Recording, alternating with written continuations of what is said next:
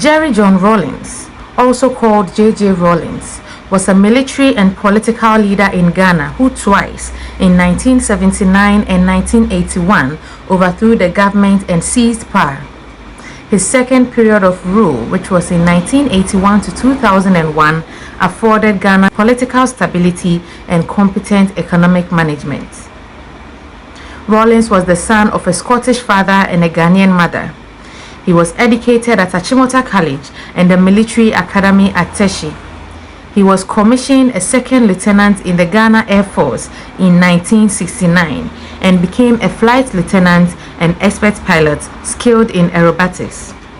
In June 1979, Rawlings and other junior officers led a successful military coup with the purported aim of purging the military and public life of widespread corruption. He and his Armed Forces Revolutionary Council ruled for 112 days, during which time the former heads of state were tried and executed. Rawlings then yielded power to a freely elected civilian president, Hilary Liman, who promptly retired Rawlings from the Air Force. Rawlings continued to be a popular figure, however, and on December 31st, 1981, after 2 years of weak civilian rule during which Ghana's economy continued to deteriorate, Rawlings overthrew Liman's government, accusing it of leading a nation down to total economic ruin. Rawlings established a Provisional National Defense Council as the new government and imprisoned Liman and some 200 other politicians. People's Defense Committees were set up in neighborhoods. When the failure of these populist measures had become clear by 1983, Rawlings reversed course and adopted conservative economic policies, including dropping subsidies and price controls in order to reduce inflation, privatizing many state-owned companies, and devaluing the currency in order to stimulate exports. These free market measures sharply revived Ghana's economy, which by the early 1990s had one of the highest growth rates in Africa. In 1992, in the first presidential elections held in Ghana since 1979, Rawlings was chosen as president. He was re-elected in 1996 and stepped down from the presidency in early 2001. Jerry John Rawlings was a Ghanaian military officer and politician who led the country from 1981 to 2001 and also for a brief period in 1979. He led a military junta until 1992 and then served 2 terms as the democratically elected president of Ghana. Rawlings came to power in Ghana as a flight lieutenant of the Ghana Air Force following a coup d'etat in 1979. Prior to that, he led an unsuccessful coup attempt against the ruling military government on 15 May 1979, just 5 weeks before scheduled democratic elections were due to take place. After handing power over to a civilian government, he took back control of the country on 31st December 1981 as the chairman of the Provisional National Defense Council, PNDC. In 1992, Rawlings resigned from the military, founded the National Democratic Congress, that's the NDC, and became the first president of the Fourth Republic. He was re-elected in 1996 for 4 more years. After 2 terms in office, the limit according to the Ghanaian constitution, Rawlings endorsed his vice president, John Atta Mills, as a presidential candidate in 2000. Rawlings served as the African Union envoy to Somalia. He unfortunately died in November 2020 at age 73.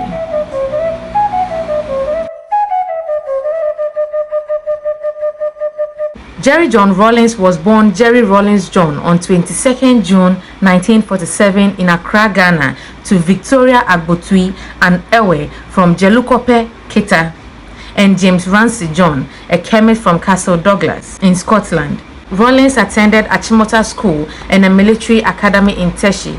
He was married to Nana Akufo-Addo, who he met while at Achimota College.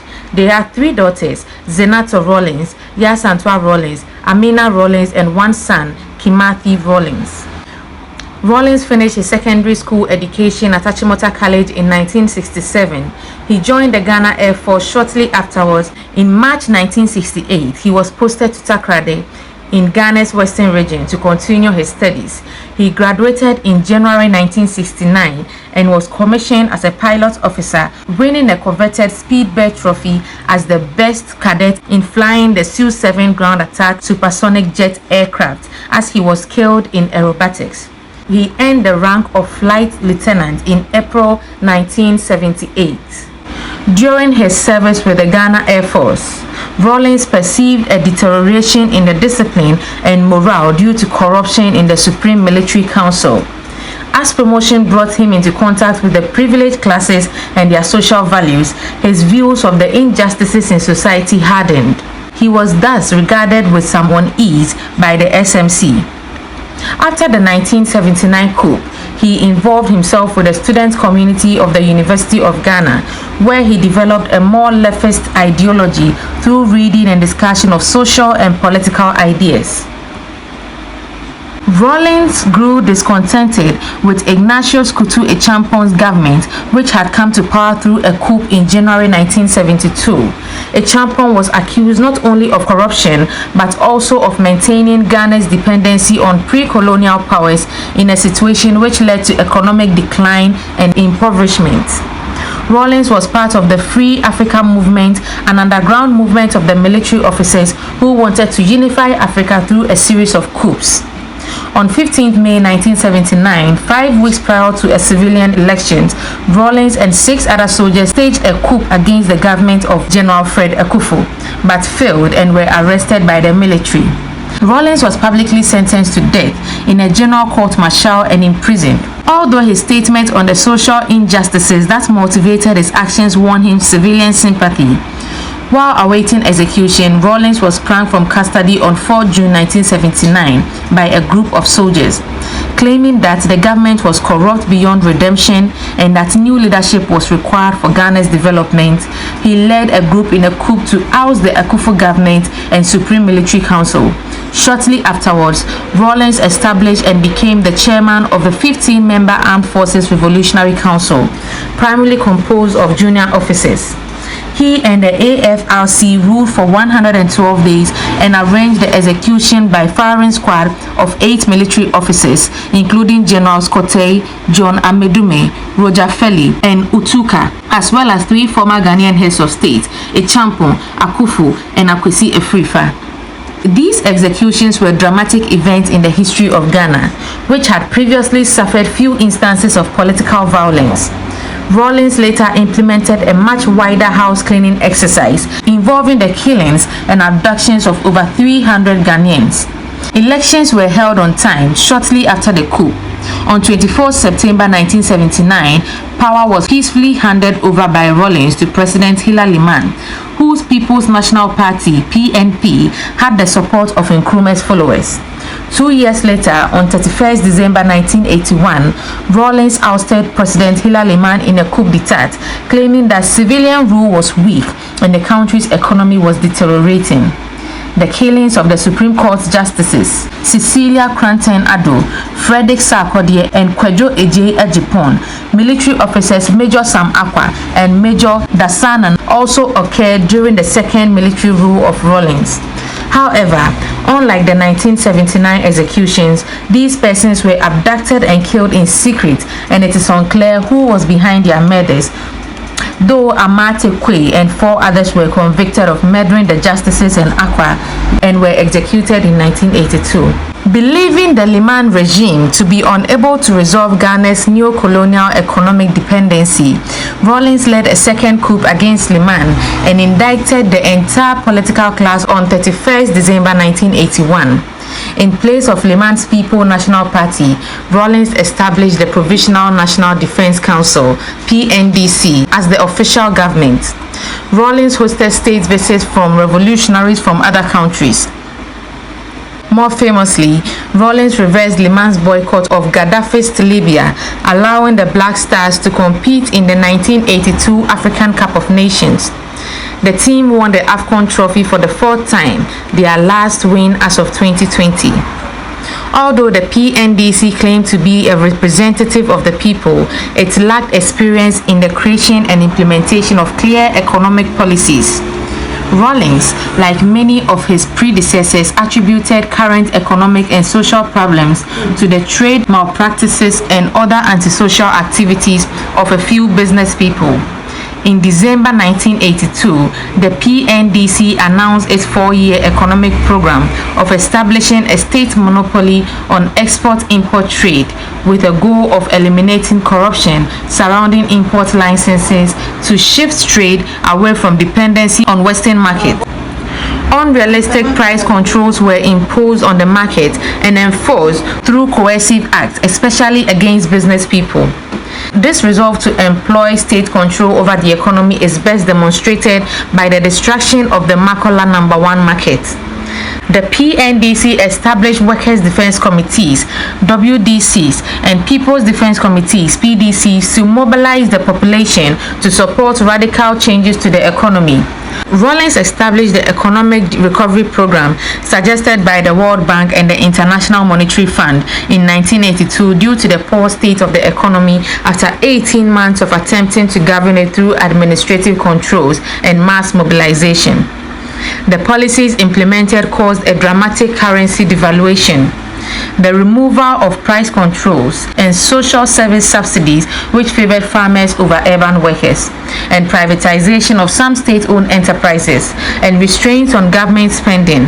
Funding was provided by bilateral donors reaching $800 million in 1987 and 1988 and $900 million in 1989.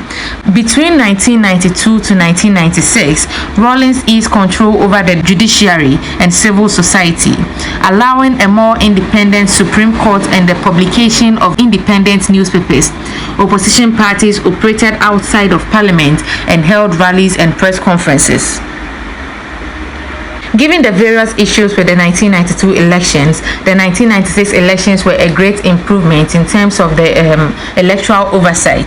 Voter registrations were recomplied with close to 9.2 million voters registering at nearly 19,000 polling stations, which the opposition had largely approved after party agents had reviewed the list.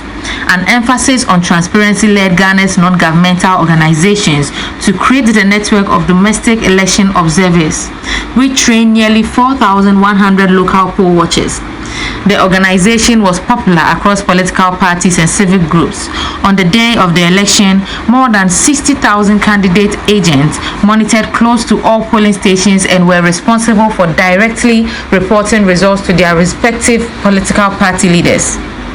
The parallel vote tabulation system allowed polling sites to compare their results to the official ones released by the Electoral Commission. The two major contenders of the 1996 elections were Rawlings' NDC and John Kufuor's Great Alliance, an amalgamation of the New Patriotic Party, that's the NPP, and the People's Conventions Party, PCP. The Great Alliance, based on their platform on ousting Rawlings, and attacked the incumbent government for its poor fiscal policies. However, they were unable to articulate a clear positive message of their own or plans to change the current economic policy. As Ghana was heavily dependent on international aid, local leaders had minimal impact on the economy. The Electoral Commission reported that Rawlings had won by 57%, with Kufuor obtaining 40% of the vote. Results by district were similar to those in 1992, with the opposition winning the Ashanti region and some constituencies in the eastern and greater Accra, and Rawlings winning in his ethnic home, the Volta region, and faring well in every other region. The NDC took 134 seats in the assembly compared to the opposition's 66, and the MPP took 60 seats in the parliament. The 1992 constitution limits a president to 2 terms, even if they were non-consentive. Rawlings did not attempt to amend the document to allow him to run for a 3rd term in 2000. He retired in 2001 and was succeeded by John Agyekum Kufuor, his main rival and opponent, in 1996. It was the first time in Ghanaian history that a sitting government peacefully transferred power to an elected member of the opposition. In November 2000, Rawlings was named the first International Year of Volunteers 2001 Eminent Persons by UN Secretary General Kofi Annan. attending various events and conferences to promote volunteerism. In October 2010, Rawlings was named as the African Union envoy to Somalia. In November 2010, he attended the inauguration of President of Suriname and took a tour of the country. He was especially interested in the Ghanaian origins of the Maroon people. Rawlings delivered lectures at universities, including Oxford University in England. Rawlings continued his heavy support for NDC. In July 2019, he went on a 3-day working trip to Burkina Faso in the capacity of chairman of the Thomas Sankara Memorial Committee. In September 2019, he paid a tribute on behalf of the President of the People of Ghana when he led a delegation to the funeral of Robert Mugabe, the late President of Zimbabwe. Rawlings died on 12 November 2020 at Korle-Bu Teaching Hospital in Accra, a week after being admitted for a short-term illness in Ghana. His death came nearly 2 months after that of his mother, on 24 September 2020. The president, Nana Akufo-Addo, declared a 7-day period of mourning in his honor, and flags were flown at half-mast. His family members appealed to the government of Ghana to bury him in Keta in the Volta Region. A schedule for signing the Book of Condolence was opened in his memory. His funeral, originally planned for 23 December 2020, was postponed at the request of his family. From 24 to 27 January 2021, funeral ceremonies were organized at Accra in Rawlings' memory. A requiem mass for Jerry Rawlings was held at the Holy Spirit Cathedral on 24 January 2021, followed by a vigil at the Air Force Officers' Mess in Accra. His body will be laid in state at the foyer of Accra International Conference Center from 25th to 26th January 2020. There will also be traditional rites performed by the Anlo-Ewe people of his maternal ancestry. On 27 January 2021, a state funeral will be attended by political leaders and dignitaries and be held at the Black Star Square before his burial at the military cemetery at Bema Camp, with full military honors, including the sounding of the last post by army buglers and a 21-gun salute.